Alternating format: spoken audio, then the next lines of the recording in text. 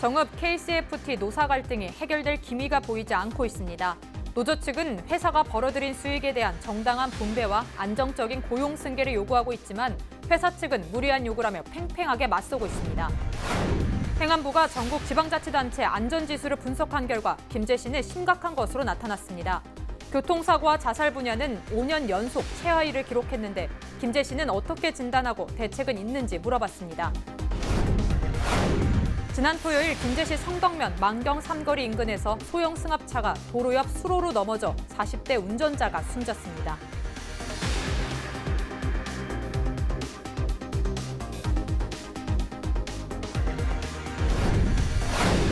전라북도 소방본부가 분만 시설이 없는 도내 시군에 거주하는 임산부를 대상으로 안심플러스 119 구급 서비스를 운영합니다.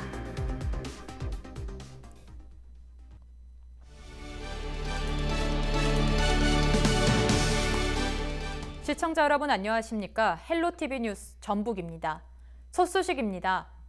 지난해 11월부터 진행된 정읍 KCFT 노사 갈등이 해결될 기미가 보이지 않고 있습니다.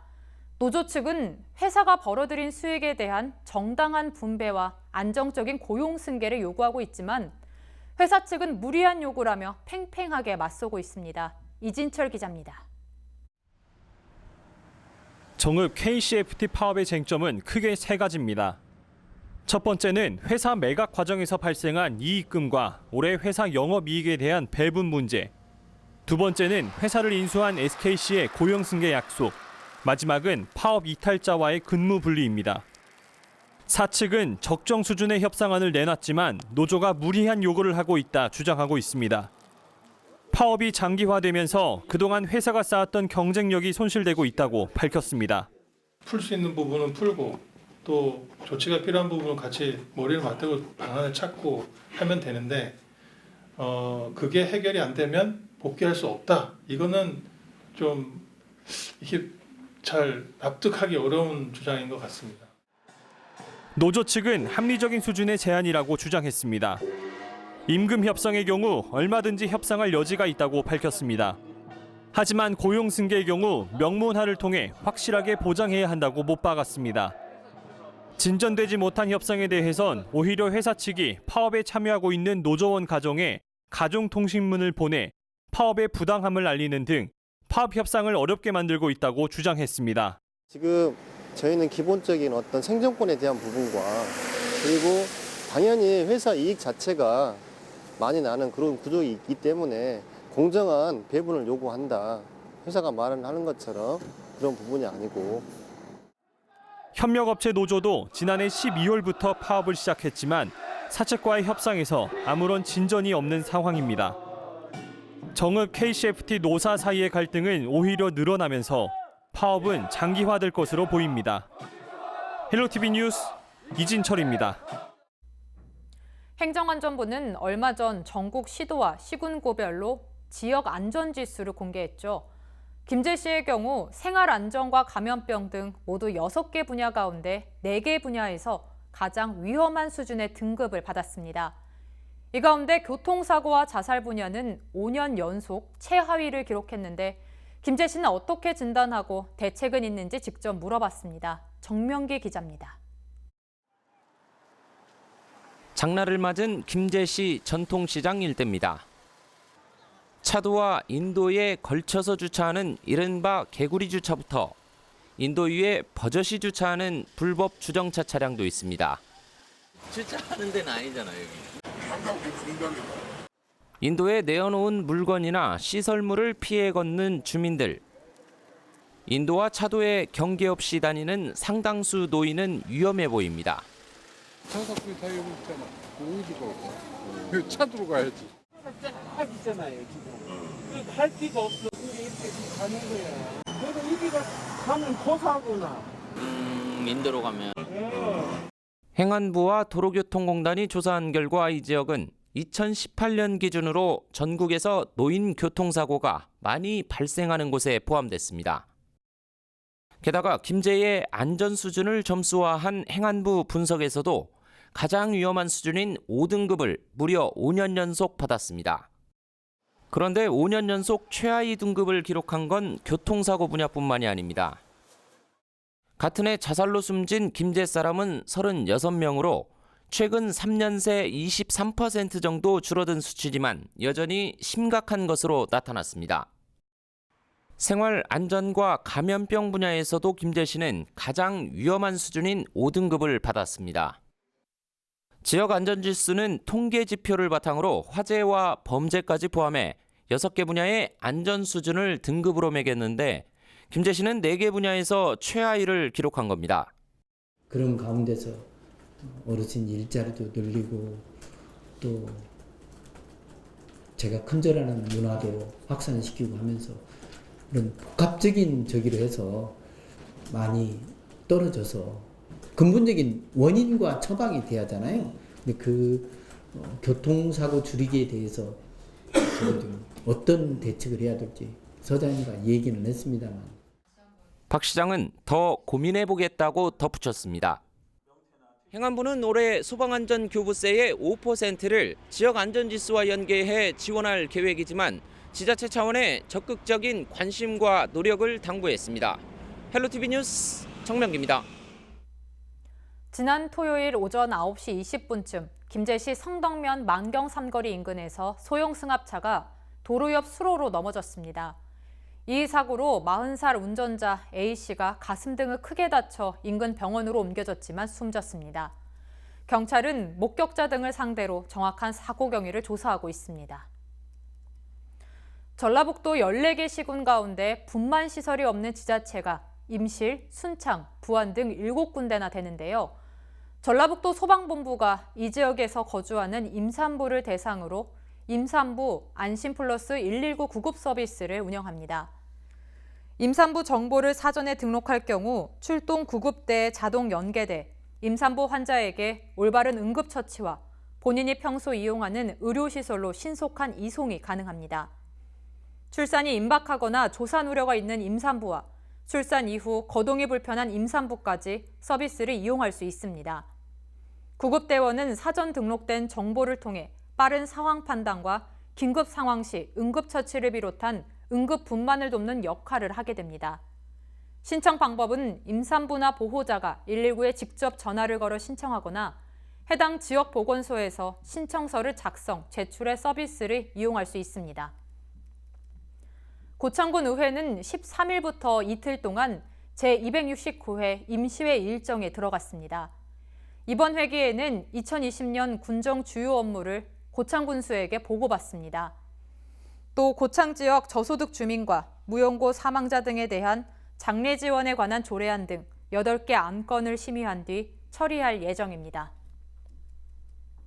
혹시 도로를 지나다 군 병력을 마주치더라도 당황하지 않으셔도 됩니다. 육군 35사단은 오는 22일까지 전라북도 전역에서 동계 전투준비 훈련을 합니다. 이번 훈련은 확고한 군사대비 태세 확립과 동계작전 수행 능력을 기르기 위해 시행합니다. 훈련 내용은 국가 중요시설과 다중이용시설 테러, 적군의 해안 침투 등을 가정한 훈련으로 이뤄집니다. 민관, 군경, 통합 방위작전 수행 능력과 전시 임무 수행 태세도 점검합니다.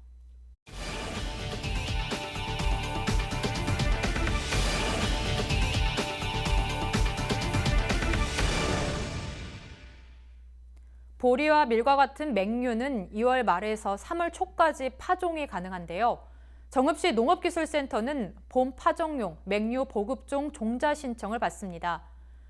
신청은 오는 30일까지 가까운 읍면동 농업인 상담소를 통해 할 수 있습니다. 신청 종자는 3작목, 7품종으로 보리, 밀, 호밀입니다. 지역사랑 상품권은 지역경제 활성화를 위해 올바르게 사용돼야 하는데요. 전라북도는 지역사랑 상품권 부정 유통 행위에 대해 강력 대응에 나섭니다. 최근 일명 상품권깡 등 부정 유통 행위로 지역 상품권 의미가 퇴색하는 것을 막기 위해서입니다. 전라북도는 집중 단속을 통해 상품권을 부정 유통한 업체에 대해서는 부당 이득금 환수, 가맹점 지정을 취소할 계획입니다. 이와 함께 국세청 세무조사 의뢰와 형사고발, 할인 보전금에 대한 손해배상 청구 등 엄중히 대응할 방침입니다. 상품권 부정 유통 행위를 신고한 사람에게는 최대 100만 원의 신고 보상금이 지급됩니다. 소셜 네트워크 서비스와 같이 IT 기술을 접목해 농업을 경영하는 방식을 스마트 농업이라고 하는데요. 순창군이 올해 스마트 농업 교육 대상자를 모집합니다. 교육생 15명을 모집하는 이번 교육은 기초과정과 심화과정으로 나눠 모두 20회에 걸쳐 회당 3시간씩 진행됩니다. 교육 내용은 프로그램 언어의 기초적인 부분부터 조도 및 온습도, pH 센서를 연결하고 활용하는 내용으로 이뤄졌습니다. 교육을 희망하는 농가는 군청 또는 농업기술센터 홈페이지를 통해 신청서를 작성해 오는 23일까지 군 농업기술센터 농업기술과를 방문해 현장 접수하면 됩니다.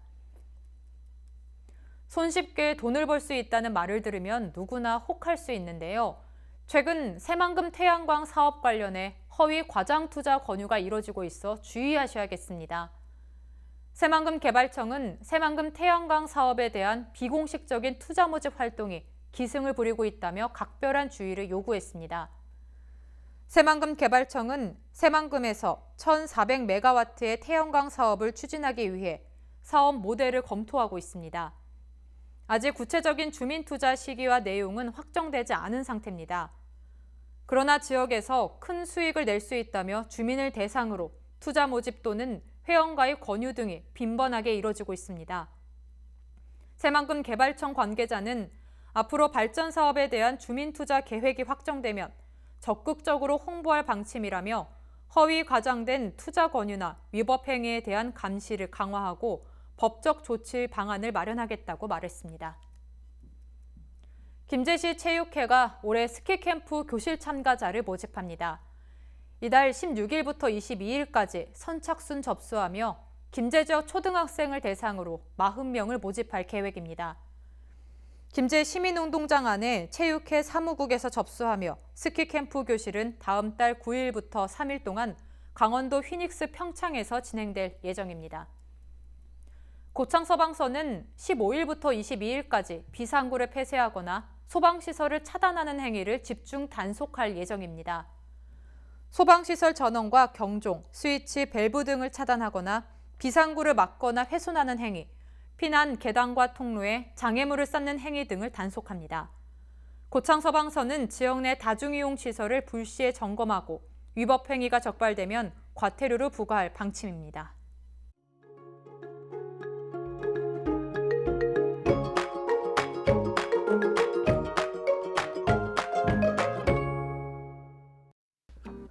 밤사이 북쪽에서 찬 공기가 밀려오며 기온이 크게 떨어졌습니다. 우리 지역 아침 기온은 영하 6도로 시작해서 낮 기온은 4도에 머물면서 추위가 이어지겠는데요.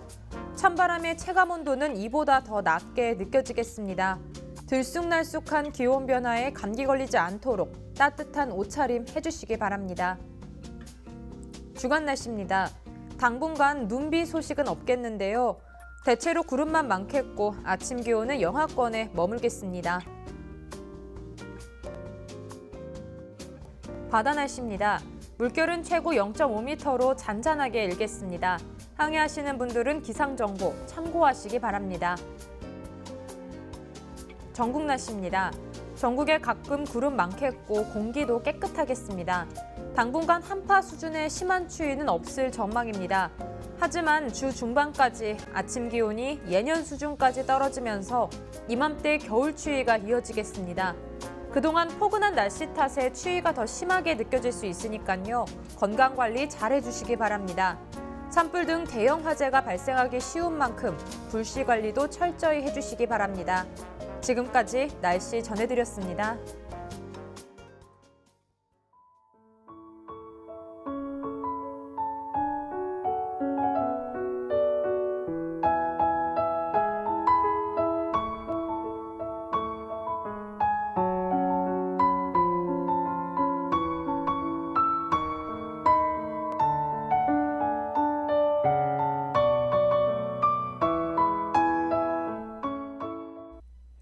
이상으로 뉴스를 마칩니다. 저희는 언제나 지역 주민 여러분 곁에 있겠습니다. 고맙습니다.